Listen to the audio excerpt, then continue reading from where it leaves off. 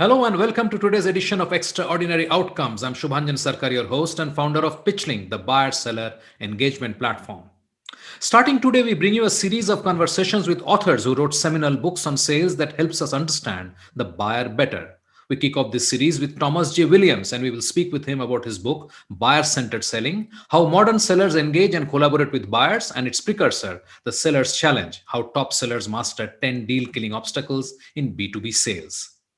Tom is the founder and chairman of Strategic Dynamics. He helps organizations accelerate revenue generation by improving sales effectiveness through behavioral style assessment tools that specialize in leadership, sales, management, conflict resolution and communication, buy-sell process mapping, development of sales playbooks, and buyer personas, and several programs based upon these books. Now, on to this insightful conversation with Tom Williams. Tom, welcome to the show. I reached out to you to talk to you about your recent book, Buyer-Centered Selling, but what I gather is that it is actually two books together. Tell me how this came about. Well, thank you. Thank you for having me on the show. I really appreciate it. And to answer your question, the book really emanated out of the experiences that Tom Sain and I have both had in delivering a series of methodology programs over the last 20 years. And those programs were really centered around topics like call planning and execution, how to develop a strategy to win a complex sale, and how to manage large, very complex accounts.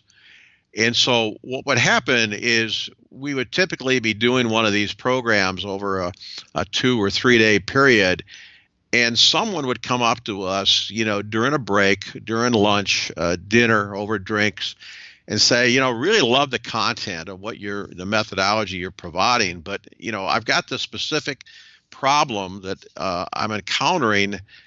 Can you help us with that? And I'd say to them, or Tom would say to them, explain to me what you're talking about. They say, well, here's my problem. How do I overcome or handle the unexpected RFP from one of my best customers?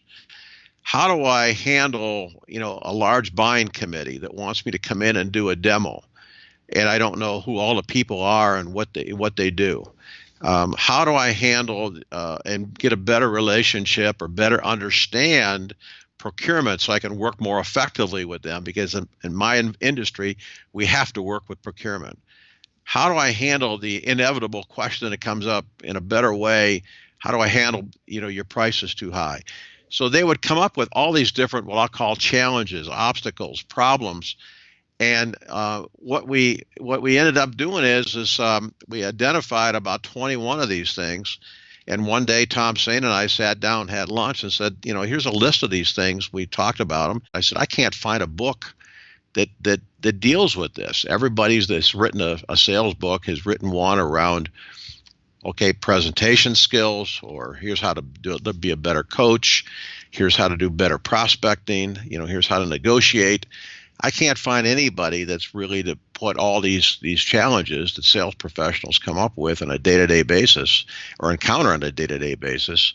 Why don't we write a book on it? So that's really what we did. We then sat down and we wrote the chapters. We actually split them up, and Tom wrote, was lead author on half the chapters. I took the other half, and then we'd exchange them and we critique them. And and then what we did when we got all done with that, we sent them out for review, each chapter to experts, at least 4 or 5 experts, on each chapter, of people that we thought were really well versed in that particular topic. Got their feedback. Well, we got all done with the editing, et cetera, and the feedback. And when we started to look for a publisher, we had 110,000 words. And I first talked with a publisher, and the publisher said to me, kind of tongue in cheek, said, yeah, Mr. Williams, you do know that the average business book is around 35,000 to 50,000 words. Right. You have 110,000 words. And so, being a good sales guy, thinking fast on my feet, I said, well, that's why we're going to have 2 books. and and they said, "Brilliant! I can't believe that you guys had that kind of forethought to write two books simultaneously." Well, we didn't. We didn't. We were two guys that were totally misinformed, and we probably should have figured that out ahead of time, how many words we needed to write. Hmm. But we were so excited about the topic. We were so Right. excited about getting into the meat of writing it and the enjoyment of doing it Right. that we didn't realize that we had too many words. So what we then did is we sat down as between the two of us and said, okay, what chapters do we want to put in the first book, and which ones we want to put in the second book, and how do we want to name the first book versus the second book? So that's really what we did. Is we sat down and picked out which ones we wanted to start with the first book with, to kind of get people's attention and call it, the seller's challenge: how top sellers master 10 deal killing obstacles in B2B sales. So we thought that will capture people's attention, Right. right? That will get people to get some immediate value out of the conversation, or if they listened, if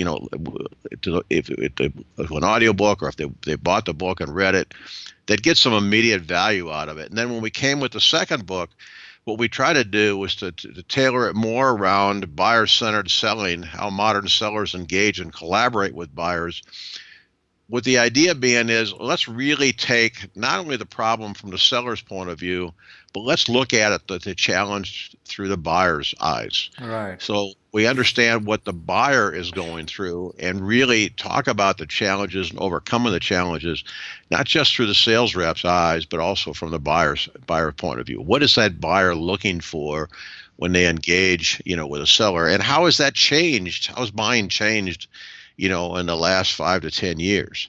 And so that's where the first two chapters really hit that very, very hard in buyer-centered selling. So tell me, I want to just take a little step back, and I want to know a little bit about your methodology that you normally teach. I mean, what does that encompass really? Well, typically we were teaching, a methodology around how to effectively, plan and execute effective sales calls. And and the second one methodology was, how do you develop a strategy to win a complex sale? And then the third one would be, how do you manage large, very complex, important accounts? And so and then there were coaching programs around each of those three programs. So typically we were teaching, the what to do, not necessarily the how to do it. And so the challenges really got into more the meat and bones of, okay, how do I do this? What are the steps I need to do to be more effective in handling this particular situation? I understand how those questions, I can now sort of relate to what you just said, why they came to you later with those questions, because now they're trying to see how they're going to actually implement, and then they'll come up with those issues that how do I sort of overcome these, right? Exactly. Yeah. If you look at each of the challenges or the obstacles that we came up with in the two books, they come apart. They really come across at different parts of the buying process. But it's sooner or later, just about every sales representative is going to encounter, one or more of these at some point, during the buying process or during their sales process. Because the industries that we all sell in are different, some people will be very adept at some of the challenges or obstacles. Others will look at and say, what, here's the roadmap for me of how I can be more effective and efficient, in working with my clients. Right. So let's now focus on the first book, and I would hope that you will say why the first book was structured the way it was. How did you sort of come up with the 10 that you wanted to focus on? And what would you say was the takeaway from this book? Yeah, good question. There was a couple of things that let me start with what did we want to accomplish? The first thing we did is we knew that we had a lot of content, and we had more content that we had written that would fit into, we knew it was more than one book. So we really knew we had, in essence, two books that we had the content for. So we decided that, the first thing that we wanted to do was to capture the seller's attention And we thought the best way to do that is to hit it with a title called The Seller's Challenge. Right. How top sellers, keyword being top sellers, master 10 deal killing obstacles in B2B sales. So we wanted to capture people's attention that, hey, here's 10 particular obstacles that, sales professionals come across all the time. And here's what the best of the best, are doing to overcome those. The second thing, we wanted to do was to look at from a chapter to chapter point of view. We wanted to do a couple of things. We wanted each chapter to, have a summary of the challenge. We wanted a story that would, illustrate the challenge so that the reader could immediately identify, with what was the challenge and say, you know what, this makes sense to me. I've had similar type situations, or this is exactly what's happened to me. We wanted, the challenge, a discussion of the challenge along with a breakdown of the dynamics that were involved. We wanted an illustration or some type of drawing that would bring the points to home.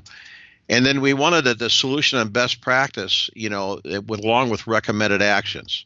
And then at the end, we wanted to be able to summarize the key points and then ask the reader, and I think this is important, what's the commitment after you've read this chapter? What's your commitment to do differently, so that they would take some type of affirmative action to say, okay, now based on what I've learned, here's what I'm now going to go do. So it's taking the knowledge and now trying to take it and put it into some type of competency, because the sales rep has taken ownership of, okay, now I've learned something I can go do differently.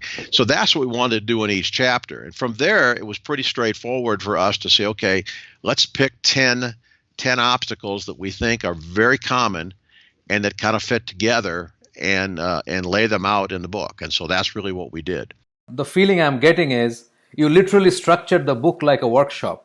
Yeah, I mean, we've had people ask us about that, and the answer is yes. The answer is we can deliver a workshop on any of the topics that are in the book, right? And probably anywhere from an hour and a half to 3 hours, right? If we make it experiential, and by that I mean not just PowerPoint slides, but interaction with the audience, along with being able to put people into workshops. In some cases, the workshops would be done individually.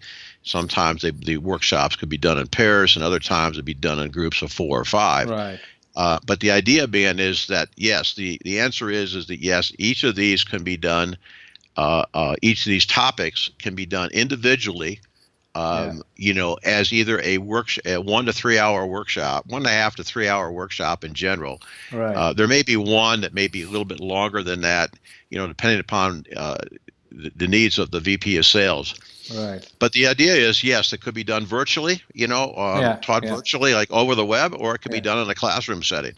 Right. The key is, I think, and what we've had so far, what's been interesting so far, we've had several VPs say to us, if I take a look at the Seller's Challenge, they might say to me, you know what, the 2 chapters that my team really has a lot of trouble with is how do I partner better with procurement? And the second one is how do I handle discount demands, from procurement and other people? So could you guys take those 2 chapters and put something together for me? And the answer is yes. Right. And so that's really where the book kind of ties together. And so it's interesting, if you look at the title of the chapters, if you're an individual top contributor, you might say to yourself, you know what, I'm good. I consider myself to be good with chapters 1, 3, 5, 7, and 9. I think I've got that content down cold. But, chapters 2, 4, 8, 10, and 11, those are the ones, or 8 and 10, those are the ones I want to focus on. And if that's all that somebody wants to do, we're fine with it. Each chapter stands on its own. And so as a result of that, the reader can read the entire book from cover to cover, or they can pick the challenge or 2 that's important to them, right, and just make this like a tactical field manual and go and say, okay, I want to just read this. Maybe they only come across, working with committees once in a while.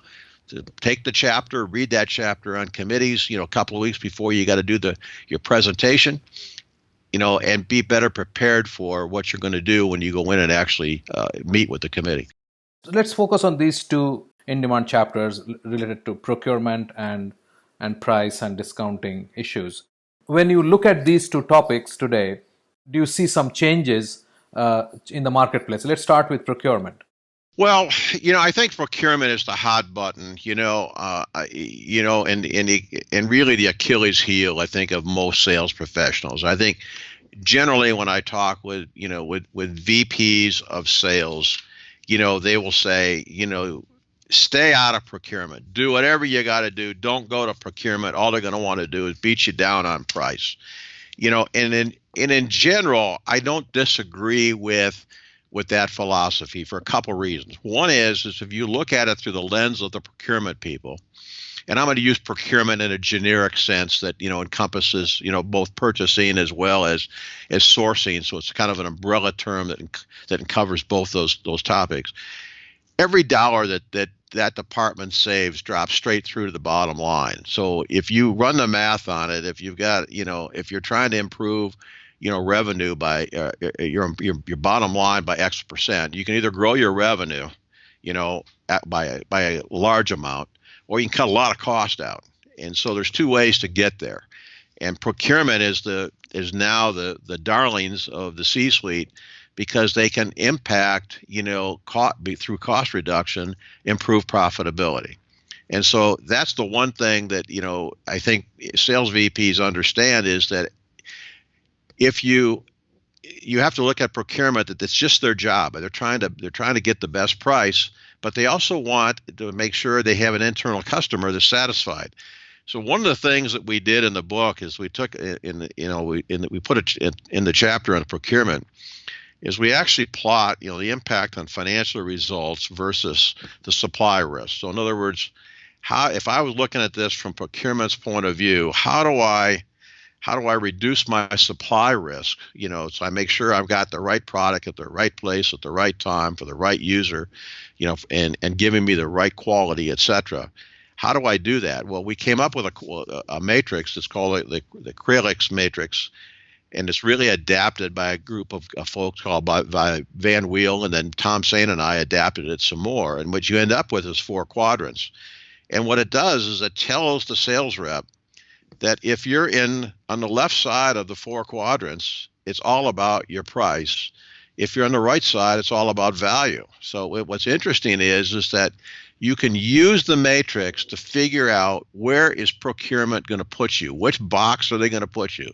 There's 4 boxes, and if you're in the lower left-hand corner, you're viewed as a routine item, a commodity, and you can expect that they're going to beat you down on price. They're going to try to get blanket purchase orders. They're going to put you under contract. They're going to switch. They might go out, switch contracts every 6 months. If you're right above that, you're in a different box, and it's logical that they're going to say, you know what, we're overpaying for this particular type of product or service. In our opinion, we don't see the value, and they're going to leverage that, and they're going to put it out to competitive bidding, RFPs, and reverse auctions, things like that. So you've got to get over to the right-hand side of the 4 boxes. When you're in the right-hand side, you've got a chance to really sell value. So, but that gets you into the situation where you think to yourself, well, does procurement really care about value?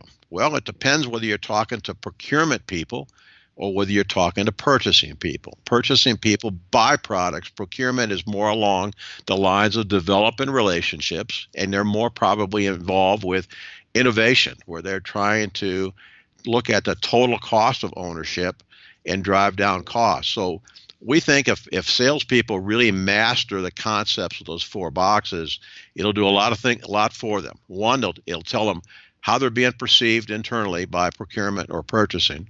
It'll tell them what their negotiation strategy needs to be, and it'll tell them whether or not they can sell value. Now, this doesn't preclude them from trying to go to other people in the organization. We think they've got to try to get to other people in the organization. But I can tell you that, I've been doing this long enough that there's certain, it could be government regulations or other reasons where the organization says, Sales rep, you start with procurement. You're not getting to the end user. You're not getting to the people who are, engineers or whatever, who are defining a potential new product, to talk to them until you talk to procurement. So as much as we'd like to go around procurement, I can tell you specific companies, industries, products, services where you have to go to procurement to start with. So we think you've got to make friends with procurement, but it doesn't preclude you from taking an order if you can get around it, procurement. So we really talk about it both ways. Great. I can see how the flow works. Obviously, discounting and pricing sort of flows right from there. Why is it that discounting or beating the price down becomes a primary activity in this process? Well, I think there's a lot of reasons. I think one is I think that it's oftentimes I see that there's no penalty for the sales rep to discount. In other words, my job is to get revenue, right? And so if I have to give away margin to do it, I'll do it. Second thing is oftentimes because of the industry or the company, what they'll do is they'll build in an artificial high list price so that they can discount 5 or 10% and make everybody happy. And so it becomes a game that people play back and forth. Yeah. And I think the third factor is that I don't think that sales reps in general have been trained on how to with good negotiation skills. Now, when I talk negotiation skills, I'm not talking about how do you negotiate, peace between two countries, or a labor union dispute. I'm talking about is how do you really negotiate, to hold your price by selling value. And most sales organizations have not been trained well about that. In fact, if you look at the research that's been done, one of the biggest complaints that buyers have about sellers is their inability to demonstrate, value. And this is coming from the buyers. It's not coming from the sellers. So the buyers don't think that the sellers do a good job of selling value. When you peel that onion back a little bit, and you start to think about, if you can't sell value, then all you've got left then is price. Right. And when you look at that, procurement people negotiate 6 to 8 times a day. That's their job. If you're selling a complex product as a seller, you might negotiate 4 to 6 times per month. Right. Right, in order to make your quota. Yeah. Who do you think is going to win that battle? The guy who's negotiating 4 to 6 times a month, or the one who's going and negotiating 6 to 8 times a day? And so without some type of negotiation training, without understanding what procurement is all about, and not just that they want lower price, but really understanding what are the key performance indicators that they're measured by, and understanding that they have internal customers that they have to satisfy, and having the guts to walk away from a deal and say, we're not going to drop the price to that level. Our value is worth more than that. They have to be trained in order to do that. Let's move on to your new book, which is buyer-centered selling. So this new book was not the 10 more challenges the sellers face, but it was buyer-centered selling. Yeah, what was interesting is that we wanted to, in the second book, we wanted to marry sellers' challenges with buyer dilemmas. What we wanted to do was to make sure that everybody, from a sales point of view, recognized that every sales opportunity was two-sided. It presents, both challenges and obstacles for both the buyer and the seller, right? And so we wanted to make sure that we had a more of a collaborative effort, on both the buyer and seller to understand that, many of the buying processes are doomed by, lethargy, fear, and eroding internal support from the buying community. And so we wanted sellers to really understand, more of what was really going on, from a buyer's point of view.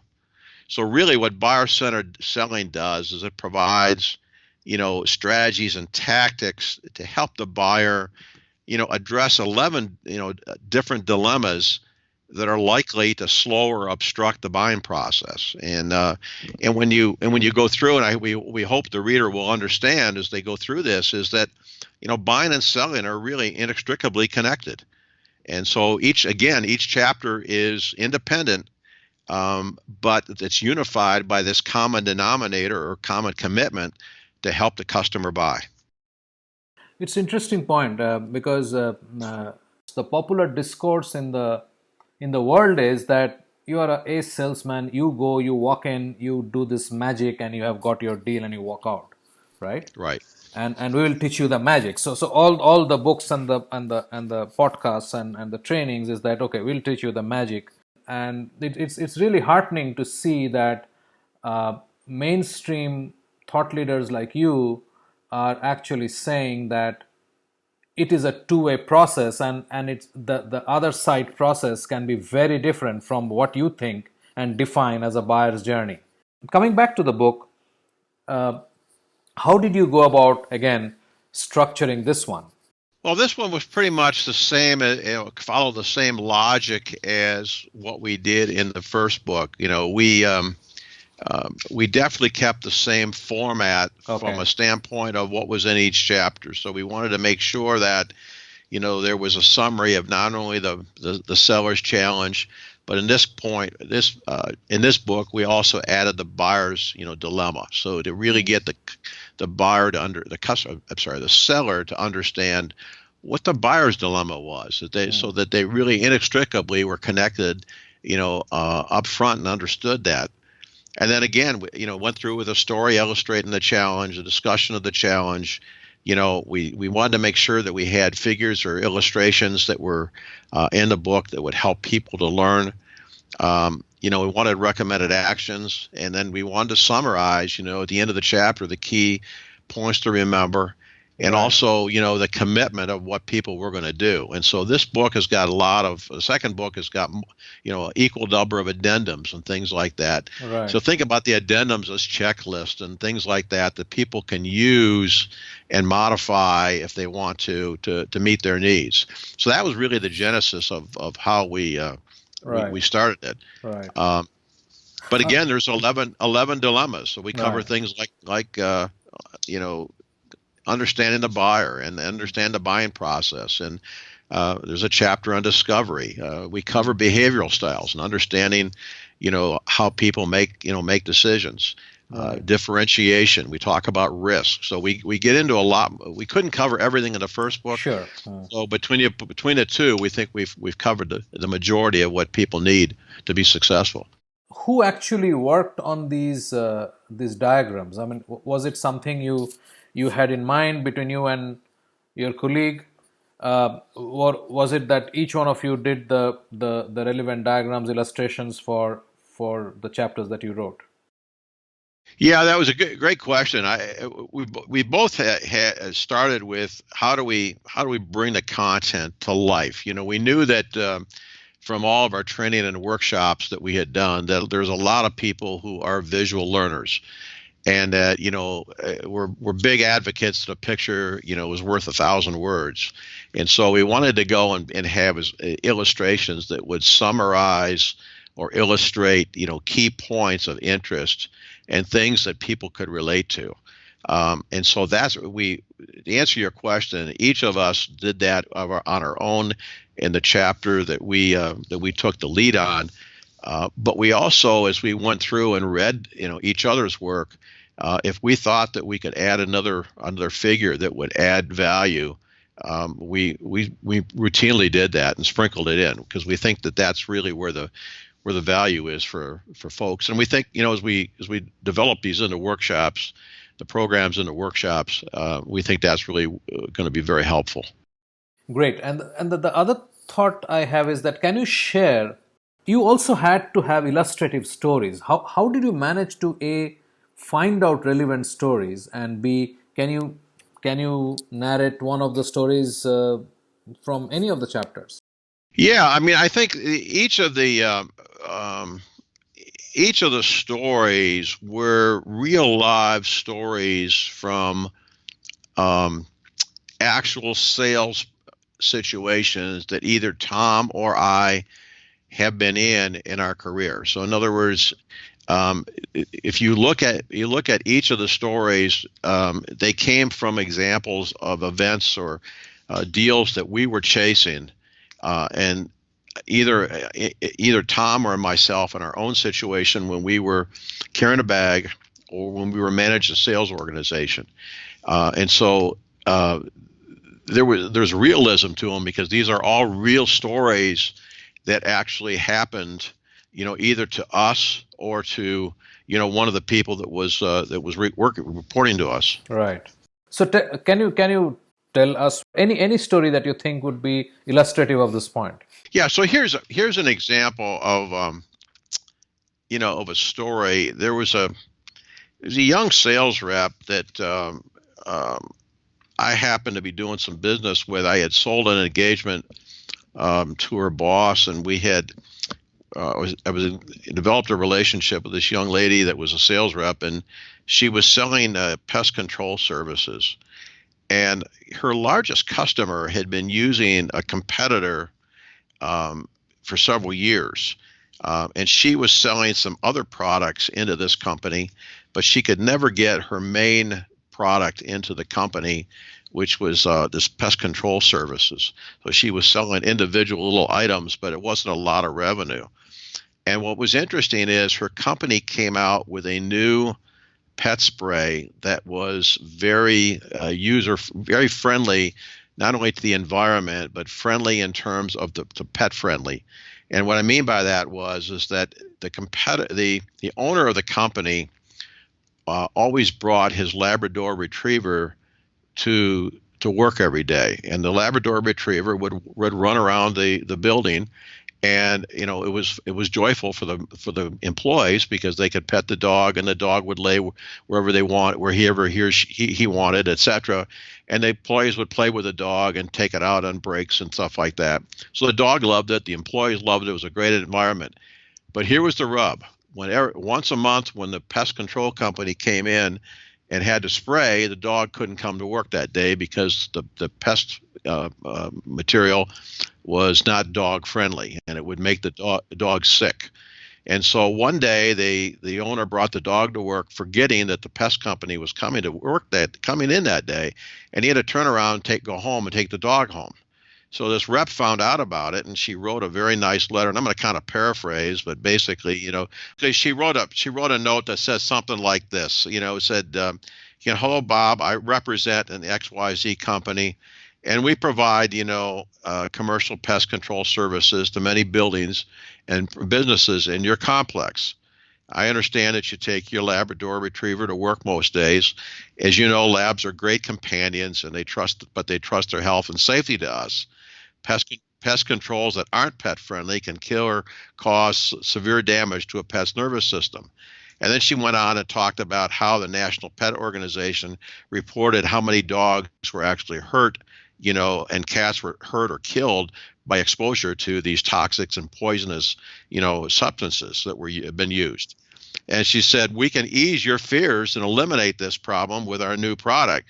And by the way, ask the officers and handlers at the local police department K9 facility, which is just a couple blocks from you, because we protect their pets.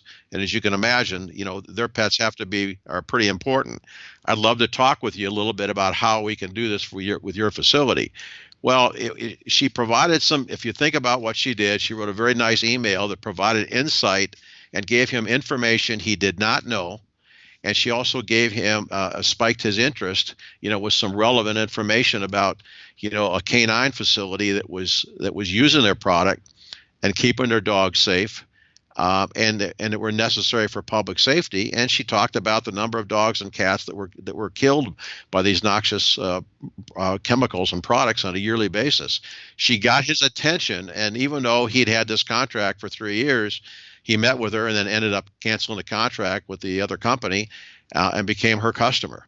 And so it was a good example of providing what we call insight, into how to go about doing it. We think the stories to help bring alive, the concepts that are in the chapters, so that people can relate to it. And we hope that, and some of the feedback that we've gotten is people nod their heads saying, yeah, this makes sense. And also it helps me to better understand the context of where you guys are coming from as you talk about these different topics. Great. Before we wrap this up, I would like you to step back and tell me how you think the buyer himself or herself has changed dramatically from where he or she was, say, 15 years back, because a lot of the discussion training books are still about the buyer who does not exist anymore. Yeah. Well, I think buying has changed. The modern buyers, has changed a lot of ways, and we devote a whole chapter to it. One is increased buyer knowledge, right? I mean, people are just more informed. There's also a greater number of buyers. We know that the buyers are going through a much more lengthy research phase than they ever had before. There's more of a reliance on self-diagnosis. We're seeing an expanded subscription economy. More things like Netflix. I don't want to own the movie. I just want to be able to get it whenever I want to buy it, whenever I want to rent it or use it or get it. So we're seeing it as a subscription economy. Formation of buying committees, that reduces risk. It improves collaboration. It gets everybody on the same page. Fosters, better communication, trust, etc. We're seeing that, trusted sources of information. People are going to different places to get trusted sources of information. So like, for example, I think it was 2017, the most trusted resources of sources of information were word of mouth, customer references and case studies, articles in the media, et cetera. Followed by things like vendor authored materials, analyst reports, reviews, and then lastly the sales rep. So how people are getting information is changing dramatically, and of course the generational shift. It's amazing. Forrester said by 2025 millennials will form 44% of the workforce of the United States. So, and 73% of millennials will be involved in B2B purchase decisions. So you've got the dynamic there, not only generational, but age. Right, right. Yeah, that's major change coming. I mean, with that, the attitude and the way they approach a buying process, including procurement, I believe will undergo some serious changes. Yeah. So our takeaway from it, is that buying is changing and sellers have got to change. And so what worked yesterday, what worked in the past, is not necessarily going to work in the future. And so, there's got to be a strategy as the environment changes, the strategy has to change, and the tactics have got to change accordingly. And people that do will make a lot of money and will be very effective and will have jobs and sales for life. And those that aren't able to adapt, will be forced out of the profession. The market is changing and changing dramatically, and unfortunately, I don't see enough education being done by most companies. It's all about product training. There's very little that's done to improve the skill set and the competency of the sales rep on a daily basis. Great, and that's your next book, CEO of You. Yes, there you go. There you go. Great, Tom. I really enjoyed speaking with you, and thank you so much. I really had a great time. Yeah, thank you very much for having me. I enjoyed our conversation, and hope that your followers find it worthwhile. Great talking to you. Thank you. Thank you so much.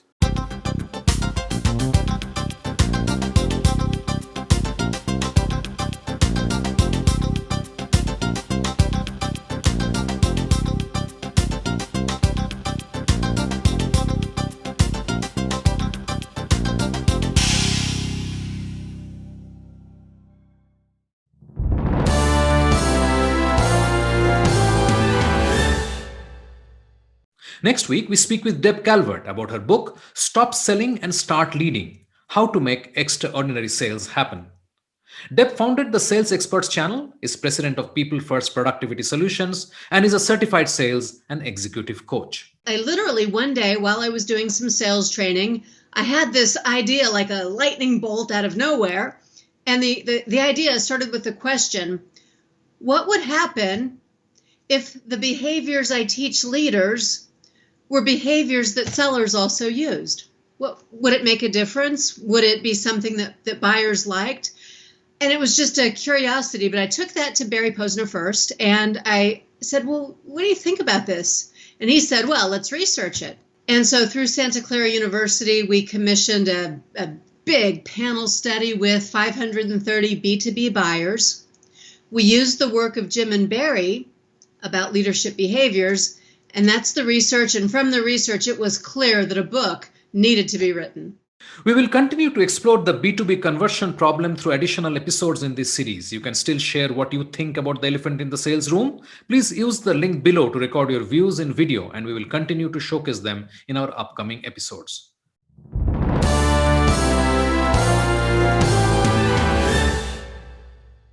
One is basically just targeting the wrong people, people who are not relevant to what you're doing, what you're offering.